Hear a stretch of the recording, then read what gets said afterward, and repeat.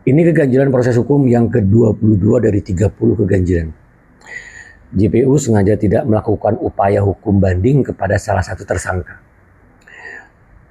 Awal saya membaca pada portal SIPP-PN Pontianak tahun 2020 atas nama terpidana Jamaluddin Rambe. Dia sudah almarhum sejak di penjara, yaitu tuntutan pidana 9 tahun, putusan pidananya 4 tahun, beserta denda dan UP sekian ratus juta. Artinya lebih dari separuh. Kemudian saya laporkan hal ini ke Kejaksaan Agung. Atas hal ini ditindaklanjuti oleh Kejati Kalbar, kemudian ditanggapi tertulis dengan nomor surat sekian-sekian-sekian tanggal 1 Februari 2024. Surat itu ditandatangani secara elektronik, tertera namanya Muhammad Yusuf, selaku Kepala Kejaksaan Tinggi Kalimantan Barat. Begini resensi jawaban dari Kejati Kalbar. Bahwa surat pembenaran dari Kejati Kalbar tersebut didahului atas rujukan atau klarifikasi surat Ketua PN Pontianak nomor sekian-sekian tanggal 22 November 2023 yang ditandatangani oleh Ketua PN Pontianak Ahmad Fijiarsah Joko Sutrisno. Yang inti surat PN tersebut menyatakan ada 3. 1. Memang benar surat tuntutan tanggal 2 Februari atas nama Jamaluddin Rambe ada perbaikan tuntutan dari 9 menjadi 6. Artinya dirubah. Yang kedua, putusan perkara nomor 47 Pitsus sekian-sekian atas nama Jamaluddin Rambe mengenai putusan pidana adalah 6 tahun. Nah, ini luar biasa. Kok putusan pidana bisa dirubah? Nah, yang ketiga, mengakui adanya perbedaan data konkret dengan data SIPP. Itu 3 poin surat dari PN Pontianak. Kemudian saya buka portal SIPP PN Pontianak sekitar tahun 2024 sudah dirubah sesuai dengan skenario para APH tersebut. Surat tersebut kemudian menjadi aneh dan janggal, ganjil. Nah, ini ada 5 keganjilan yang muncul. 1. Alasan tertulis dari Kejati Kalbar yaitu telah terjadi renvoy atas surat tuntutan pada saat persidangan. Sekali lagi, pada saat persidangan. Dan pernyataan ini tertulis clear, ini fakta. Alasan ini sangat meragukan bagi saya karena belum pernah terjadi proses hukum renvoy di Indonesia.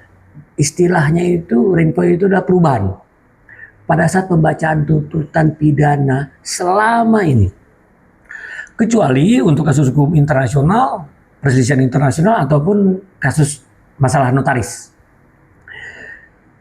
Keganjilan kedua, tidak ada bukti atas surat ralat resmi P24 itu setelah dilakukan perubahan renvoy tersebut sampai saat ini.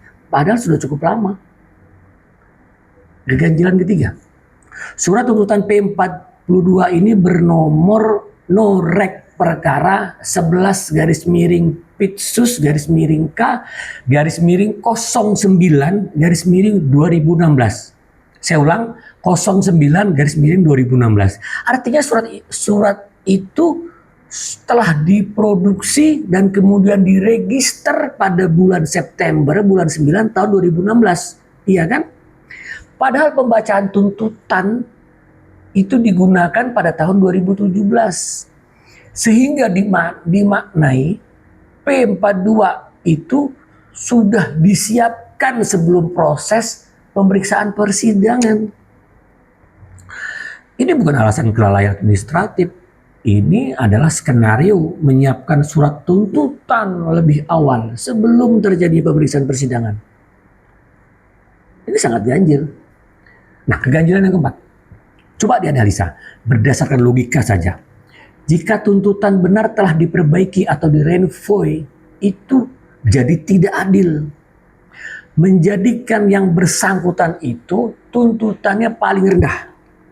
Ingat ya, tuntutan itu paling rendah dibandingkan tersangka pihak swasta lainnya yang 10 tahun itu sama dengan Jamaluddin Rambe itu. Bahkan terhadap tersangka PNS yang tidak menerima UP. Ya kami kan ada 6 orang. Itu 7 tahun. Sementara yang bersangkutan tuntutannya 6 tahun dirubah jadi 6 tahun dan plus UP. Coba bayangkan, dengan sekoleganya saja dia sudah lebih rendah, apalagi dengan PNS yang tidak menerima UP itu 7 tahun. Dia menerima UP 6 tahun. Masuk akalkah?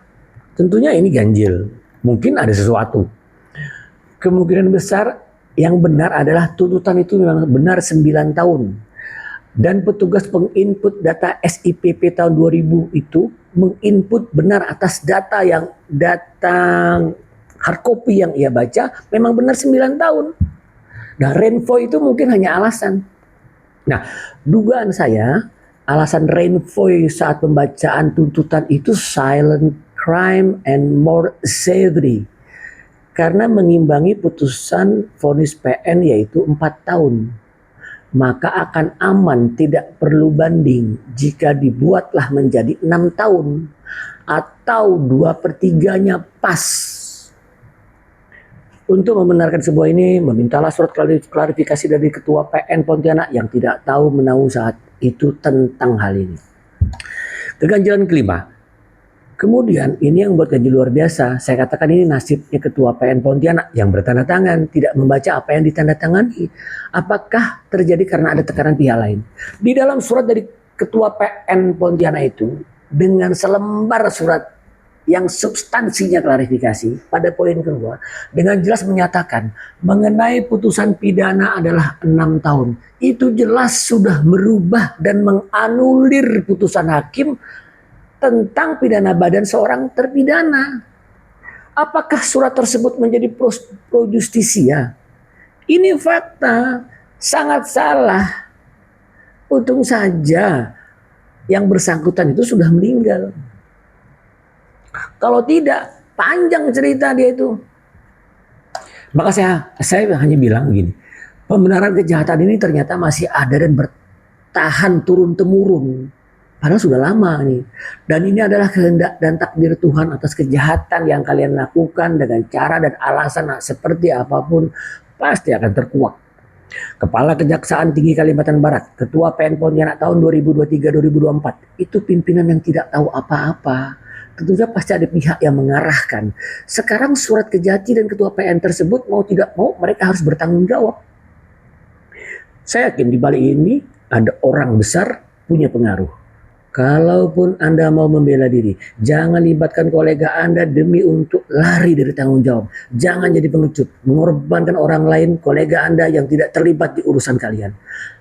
Anda semua di Kejati Kalbar PN Pontianak, kalian membawa marwah korp instansi penegakan hukum yang harus dijunjung tinggi. Jagalah itu. Jangan Anda pertaruhkan nama baik korp dan jabatan demi membela kejahatan. Sesungguhnya kalian yang disebut oknum telah merusak nama baik citra penegakan hukum di Indonesia ini. Jangan karena Anda banyak kolega kalian yang sudah berjuang menegakkan keadilan rusak karena Anda.